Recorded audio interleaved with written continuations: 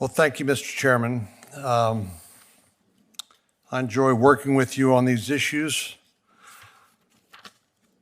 But as we've discussed in private, it's hard for us to make progress on areas even where there's consensus on the topic of immigration while the border is on fire.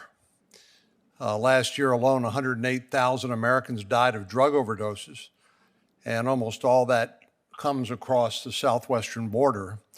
71,000 of those 108,000 were overdosed on synthetic opioids like fentanyl, the precursors of which, of course, come from Asia and then are manufactured in Mexico, come across the border because the Border Patrol is overwhelmed by the volume of humanity coming across, which is, of course, part of the plan, part of the business model of the drug cartels. Overwhelm the Border Patrol. They're busy taking care of unaccompanied children and other migrants in a humane way, as we would want them to do. But in the meantime, it takes Border Patrol off of the border where the drugs come across. And of course, there are serious concerns, as there should be, about crime in America. And the truth is that most of these drugs are distributed by a network of gangs operating in all of our major cities and even in some of the rural parts of our country, and who are largely responsible for much of the gun violence you see in places like Chicago and elsewhere as they fight for market share and for territory.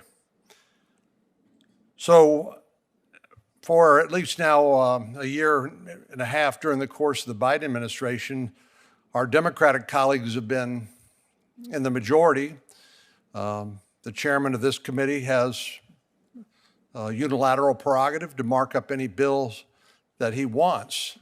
But as I have told him in private, trying to work in good faith with him and the chairman of the subcommittee, I can't imagine a path forward until we find some way to deal with the crisis at the border, which is basically a policy problem because of the way that asylum cases are treated. As long as catch and release is the rule, as long as the Biden administration refuses to detain people who are awaiting their asylum hearing, and then gives them a notice to appear, given the backlogs of the immigration courts, many people don't appear. And of course, that's again, part of the plan, part of the model that is enriching some of the most dangerous transnational criminal organizations in the world.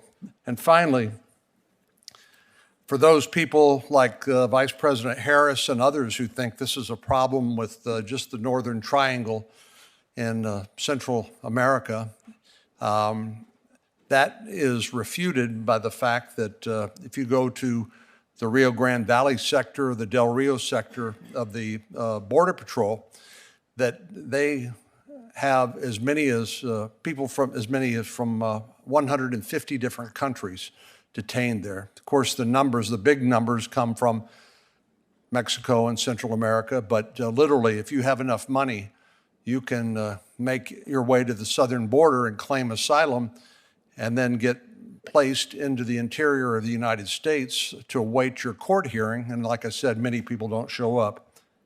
And finally, I know there's been some objections raised by the mayors of Washington, D.C. and New York and Chicago over transporting migrants from the border communities where they cross into their cities.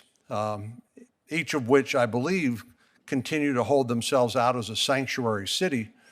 But yet, when they begin to feel some of the pressures that our border communities feel every day, with many, many multiples of the numbers to deal with, they ask, as Mayor Bowser has here in Washington, D.C., for the National Guard because of a crisis they're experiencing.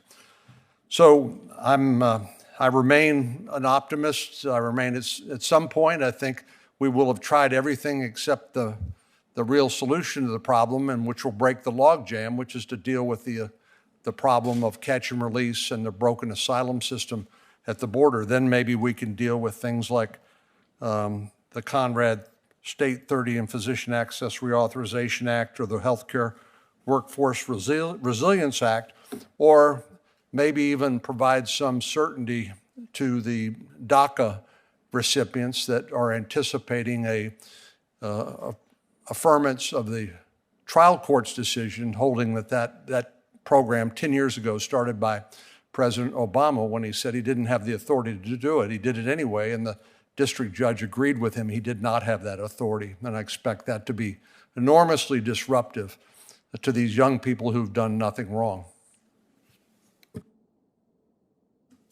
Thank you, Senator.